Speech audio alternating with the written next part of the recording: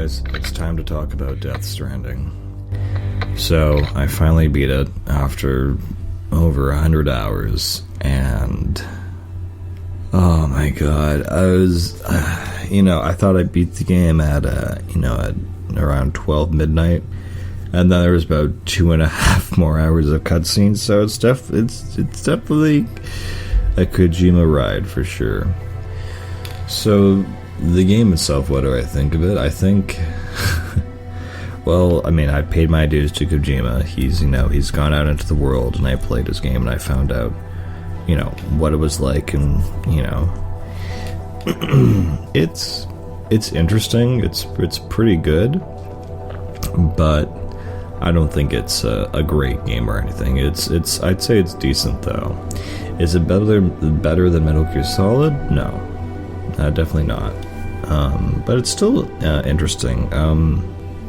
Honestly, my first impression, the thing that strikes me most, is this game had a lot of very cool concepts and a lot of well-defined visual metaphors, but the writing is really, really bad. And I don't usually complain about this, but when you have a character who repeats the same thing multiple times and I'm gonna meet you on the beach, Sam, and take a shot every time she says that, or when anyone says that, I'll be waiting on the beach. Like, we get it. It's like a callback to a flashback, but it happens so many times. And there was a point during the credits sequence where, one character's saying, "Oh, the last Stranding has started. You can't stop it," and then the same character says, "Oh, we still have time to stop it." Like, just please make up your mind and let me figure out what's going on.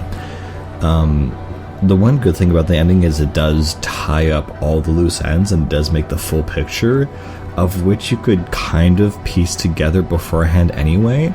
So I guess that's what I'm driving at. My main complaints with this game are that it over-explains a lot of things, or repetitively explains things. And there's a lot of really, I don't know if to call them bad, but there's a lot of puns, there's a lot of bad puns in this game that are just...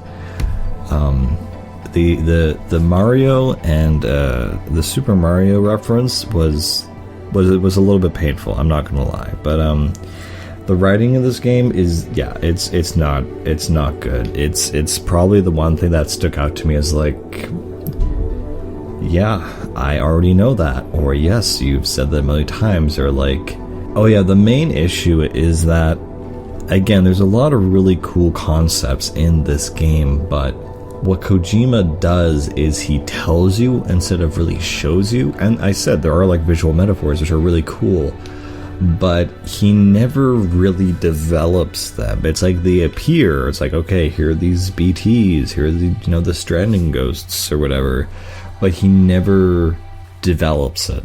Not really. Like, he sets up everything. The setup and the world are phenomenal and great, and it's really cool world when it starts out, but it never really develops. They talk a little bit more about the beach, and that becomes the main central focus of the game, but they don't really explain or develop the lore on what that means. Like, the beach is the beach. It's where you go when you die. It's the afterlife, and that's it. And people have connections to each other. Yeah, I know that.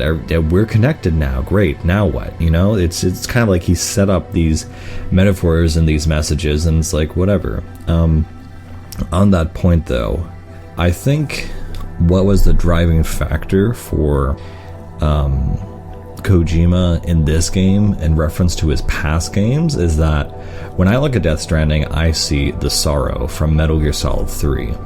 Everything is about how the dead aren't really dead, and how the sort of ghosts of war and the memories of war come back and try to destroy our lives. And the whole point in Death Stranding is that if you're connected with other people and other places and you're open, then that's not an issue. I guess my one complaint is that Sam is his character, the main guy, Norman Reedus. Sam is this character who is very, I guess, standoffish and doesn't want to be open, but they don't really explain why. I mean, there's a photograph where it shows his pregnant wife, and she's not there in the game, so we assume that she died in some accident, but they don't develop Sam as a character. He's just like, oh, I hate everybody, and it's just never explained. And at the end of it, he opens up, and it's like, great. Great. I guess he overcame whatever was bothering him, which I don't know what it is. I guess his wife died somehow. Maybe I missed that point. I don't know. Again, on the lore, they do build up to this one point where they kind of reveal who the true villain is and who's really controlling everything. And they sort of, so they do develop the lore a little bit on what the beaches are and who controls it. But I'm gonna be honest with you, it's a really dumb reveal when you find out, oh, she was this all along, and you're like, yeah, okay, sure, was my reaction to it. It's like it's a cool concept, but you could have done it so many more different ways. Or I don't know how to repair this thing, but and again, there's a lot of telling and not a lot of showing. I mean, there is showing, but he just over explains everything. And some of the, and I know this is par for the course, but some of the tips in the game, like the little tips that pop up, are just really like, oh, getting shot makes you lose blood. Like, really? Oh, I don't know. We're gonna get over this hump of tips that are just useless. I hate tips. I hate tip loading screens. Anyway, but in this game, it's somewhat justified if there's a weird control that you don't know about. But whatever. Like, so. I mean, we'll jump right into there. Let's get into the gameplay. How is the gameplay? Is it a glorified walking simulator?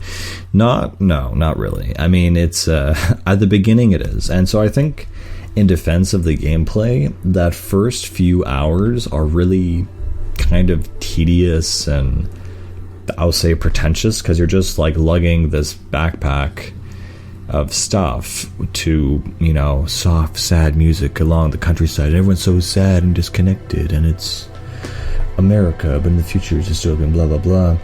And that kind of part kind of sucks. It's just like, okay, it seems like an art walking simulator.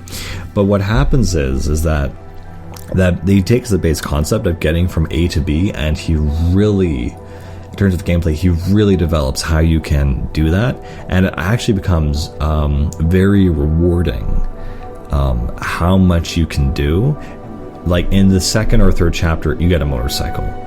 Like, just completely different game. It's a completely different game from start to finish, and how it develops and the kind of items you get, you just never expect. And like by the end of the game, you have like a full arsenal of like weapons, and for like more than half the game, I don't think you even get a single firearm, which is a really interesting way to develop a game. Is that you have things that you would feel should be available at the beginning of the game, but you actually get them much later, and it's kind of like you just get these rewards which make everything exponentially easier, which drives you to finish the game. There was a point where I really got hooked on it, where I was just building roads. I just wanted to go around collecting materials, building roads, and other special equipment that I can't say otherwise for spoilers. But there's things you can build in this game. They're like, wow, that makes my job, a million times easier. It's like the amount of time it takes you to make a delivery across this hill goes from an hour to half an hour to 15 minutes to 5 minutes to like 1 minute. Like the escalation is insane. So I do have that positive thing to say about the gameplay, and the gunplay is fun. Again, it's kind of like it's interesting. So you do have these boss fights, and it just gripes me so, because the gunplay parts are really fun, and the gun bosses are really, really fun, but they're so interspersed. It's so weird. It's like you have like 5% of the game that's really good, and then it just goes away, and it's like, oh man. So those parts are really good. And also in the world, sometimes you have these BT bosses that you fight, which are kind of like sort of a Shadow of the Colossus kind of feel to it, because there's these huge monsters and you have to take them out with these weapons or whatever. And I found those that were like very rewarding and like, oh man, I wish there was more of this. But most of the game is going from A to B, managing your resources and building stuff. I mean, for me, building roads was addictive because it's like, hey, I just made this twice as easy for myself, but also for other people. So the cool thing, and I think this is what Kojima is like, oh, this is a whole new genre desu. I guess what he's driving at is the fact that when you build a structure in the game that, it's repairs your suit, or is a post box full of useful supplies, or a road, when you build that road or that structure, it's shared online in a kind of Dark Souls kind of way. We're never getting away from Dark Souls, I know, I'm just gonna get over it, but it's really cool how in Dark Souls you had that kind of helping hand. Well, not really, you had like signs and stuff, and sometimes people would PvP and drop items and be like this really cool stuff. But here in Stranding, I think Kojima really took that online capability a lot further, and it's more similar to, I feel, the Nier Automata style, where you can res people's dead bodies and have them join you. And so it's this kind of interesting indirect way where the use of online features in a single player game, I think we're kind of really figuring out what we can do with that and its potential. And it's really cool to see how use something in your world, but that has an inherent incentive because it helps someone else in the other world. And it is kind of a cool concept to think about. Okay, the story Sam is going through, he's trying to get connected to people. Oh, and by the way, the whole plot, no spoilers, is that you basically need to rebuild America by reconnecting each city. Basically, there was a catastrophe that happened, and civilization was destroyed, whatever, and you basically have to reconnect the cities, because after that happened, each state or each major city became its own kind of country. Everyone just kind of shut themselves off. So your job is to go across the country, reconnect everyone on their new created internet, basically, and reconnect everyone mentally, physically, and so on. And there are a lot of metaphors on connections. Like, it's hard to find something that isn't about a connection. So, they have the rope, they have the strand, which is like the thing that you use for mountain climbing, the little rope with the latch on it. So you have that's like one of your weapons in the game. You use it to like tie people up and subdue them. There's actually one really cool concept I do have to talk about, is that, part of the lore is that when someone dies, they, turn into one of these ghost things. I won't say any more on that, but it's a cool concept because when you're playing the game, you have these other people who, are like these bandits, and you have to take them out non-lethally, because you do have lethal weapons, and if you do kill them, you have to burn the bodies. Otherwise, they'll turn into ghosts. And it's a very cool incentive. It's very rarely to see a game where it incentivizes you to fight non-lethally. Because it's like, no, like, come on, like Splinter Cell, like, you're not fighting non-lethally. It's no fun. It's like, oh, there's the good path, which is non-lethal. Like, come on, please spare me. Undertale. So, but yeah, no, it's a really fun thing that, like, yeah, you can kill them if you want to, but it's much easier to just non-lethally take them out, which I thought was a really interesting concept. There's a lot of product placement in this game. I feel I need to mention this. There's not a lot of callbacks to earlier Kojima games. The one thing I did see was the codec is still called a codec. He didn't change that, whatever. But besides that, there's no Metal Gear references. Yeah, product placement. So I'm sure you've all seen the screenshots by now, but Norman Reedus drinks Monster Energy drink. he literally drinks it. And it restores his stamina, and that's just a thing that he does. They replaced it with a different brand halfway through, and I don't recognize it, but whatever. But yeah, like, I thought it was a joke for a long time, like, oh yeah, he's drinking Monster Energy drink because he looks like the Boomer meme. Like, no, it's actually Monster Energy drink. You can press X to drink. Okay, whatever. I'm getting off this topic. Also, when Norman Reedus uses the bathroom, then it advertises some AMC show where he's like, I guess he has some motorcycle show. I don't know. I didn't follow anything after The Walking Dead. So, and not intentional, but there's Die Hard Man. So the one thing that's interesting about Die Hard Man, I thought it would be one of these eccentric, weird characters. He's actually your CO, so he's basically your Campbell for most of the game. And yes, they do explain why they're called that. And again, it's still explained in the heavy-handed, exposition-y way of Kojima. Like, I don't know what was with this. I looked in the credits, because I looked at the writers, it's Kojima and some other guy, but the exposition, it's heavy-handed. That's what I wanted to say. It's that you just so much telling and not enough showing. And, I just don't feel any emotion, because you just keep telling me how I should feel and telling me how cool this concept is, but I don't see it. And when you do show it to me, it's like, I get that part, but I don't get the part where you told me that this is important. Anyway. So Die Hard Man, that's stupid reason behind his name. Heartman, that makes more sense, but yeah, it's okay. That's the other thing. There were a lot of times in this dialogue where I felt there's opportunity to be really funny. They just didn't take it. Because Sam is kind of like a normal dude, and he's meeting all these eccentric characters, and it's kind of like an opportunity for him to reflect and be like, well, this is stupid, because he's always like, this is stupid all the other time, but he doesn't take that opportunity. He takes them all seriously, which I wish he would be. Oh well. And then there's Deadman, and Deadman is actually kind of a cool concept. Also, he's played by Guillermo del Toro, who is a director and not an actor, and it definitely shows. It's not terrible, but you can tell when someone who is not an actor is on screen. But he did a fine job. He did an okay job, but I don't think he should have been. I do not think he should have been a character in this game.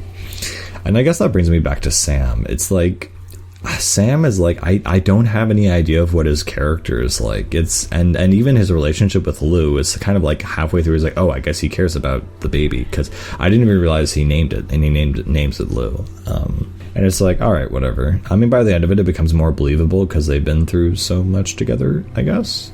But yeah, I don't know. I feel there was a really great setup that it could have gone further or didn't go anywhere too interesting. But yeah, also lol at the end, all of this shoving your throat down with, oh, we all have to stay connected, and then what Sam decides to do at the end, it's like, bravo, Kojima. Yeah, I feel like Kojima just wanted to show a lot of really cool stuff and then figure out how to write about it later. That's honestly what this game feels like. And there are some really cool stuff. I love the designs for the ghosts, especially the ghost monsters. Usually I prefer humanoid targets, but fighting the ghost anthropological enemies was a lot of fun. I don't know. And again, I wish there was more of that, but it was these little snippets, and there are a lot of visual metaphors, but again, it feels like Kojima is wasting our time with telling us what they are instead of just showing us what they are. It's the whole show and tell thing. I was thinking that, there were some things in this game that Bloodborne actually did a lot better just by showing us and not explaining a damn thing. Yeah, Bloodborne showed this great scope of the cosmos, but didn't explain the significance against it unless you go into the lore. Here it's the opposite. He's over-explaining it, and then when you see it, you're like, oh, okay, yeah, that's what that is. And again, with the dialogue, you also get a little mail feature where people send you mail, and at first that's kind of believable, okay, I help this guy sending me an email, and then it becomes just okay, the game director's talking to us about exposition, whatever. But it'd be so much dialogue, just a wall of text to get to one point. There was a guy who was okay, now your scanner can detect enemy forms or whatever instead of just the people, and he sends you this email, and it's a whole probably 2.5 paragraphs, and it's just oh, make sure you use this power. Yeah, it's built in the scanner, which I use every second of the game anyway. I've been using it, Bob. Thank you. just so much heavy-handed writing. Yeah. And then there's a part where, okay, so then there's the main enemy, Higgs, who is played by Troy Baker, and I just see Troy Baker, and I just have to say this. I have to say this. I don't have a problem with Higgs, but I have a problem with Troy Baker playing this villain, because I just don't, I don't believe it. Like, I mean, and I know Troy Baker usually does good guys, but it's the more so the fact that he's so weird. Like, I don't know, some of these people are actors and some of them are not, and Troy is mostly a voice actor, but even still, he just, I know what it is. He doesn't look like a villain. Like, he's a very pretty man, okay? He's like, or they made him look very pretty in this game. They made him look like, you know, like a Korean pop star. He's like, oh, this is your villain. I'm like, okay, whatever you say, man. And yeah, and the whole thing is that after they finish explaining everything and you get through all the heavy-handed exposition that's beating you over the head, like, oh, this happened and this flashback and this is what actually happened, and you kind of form the whole picture at the end of the game, is it worth it? The thing is, every time you exit the shelter, you get these visions of, you know, the past, with this one character that's played by Mads. And you kind of piece together what happened through those flashbacks, but at the end of the game, they have a whole, like, it feels like half an hour of a cutscene of a compilation of most of those flashbacks telling what actually happened. Like, yeah, I got it, guys. I've really got it. But, oh man, there were just so many cutscenes. And once you have the whole picture, it's like, okay, you could have explained this in, like, way less time, and you could have repeated yourself way less. It's like an essay that kept going on, repeating itself. Oh, it was not good. I guess I'll get to the, you know, okay, so my favorite parts of the game were definitely the parts with Mads and the boss fights. I did get hooked on building bridges, even though maybe I shouldn't have, but the whole delivering things got kind of boring after a while. Yeah, no, I'll be honest.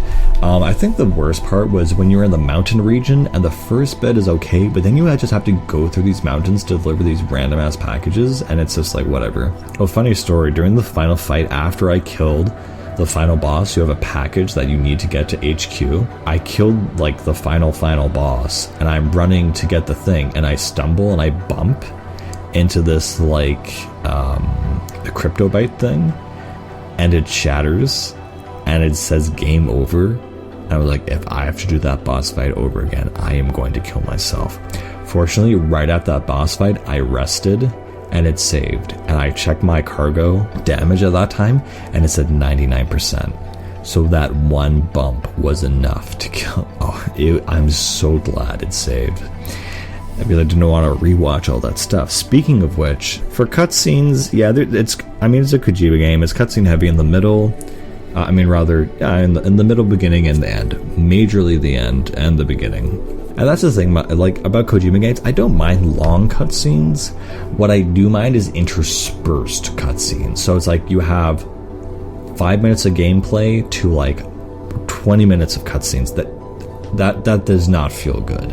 Either just do cutscenes or just let me play. Just make up your mind. But I digress. So the ending of this game, I'm not gonna, reveal anything, but when I was talking to a guy and he said, make sure you put aside, I can't remember, he said 3 or 5 hours for the ending of this game, and now I know what he means. So here's the thing. What triggers the end point of the game is when you get to the final city. And so there's a locked-in endgame state where everything is changed and you have to make it back all the way across America. Fortunately, since I invested in the infrastructure, I was able to get back super easily, which I am so thankful for, which meant all of your work and investment was worth it in some way, shape, or form. From that point to the end of the game, it felt like 4 or 5 hours.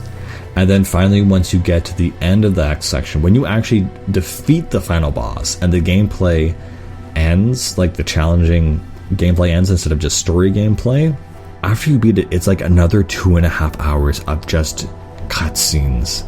Also, there's 2 credits. Yeah, they roll the credits once, and then you do another cutscene, and another cutscene, and then they roll the credits for real this time. I was like, oh man, Kojimbo, you're a wild ride. It's interesting though how he does like borrow a lot of things from Metal Gear Solid 5, like the vehicle styles, the way you can manipulate your cargo, and I will say that it has some very creative gameplay mechanics. The way you can use your cargo as combat material sometimes is really cool, and it's about how creative you want to get with how you approach combat, which I really appreciate and respect. But yeah, lots of crazy visual metaphors. Nothing will make sense until like the very, very end. But yeah, you know, that's my review.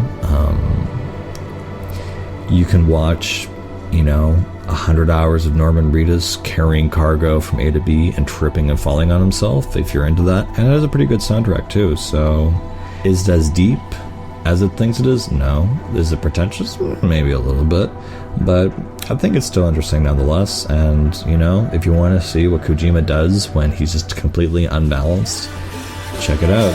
Anyway guys, take care.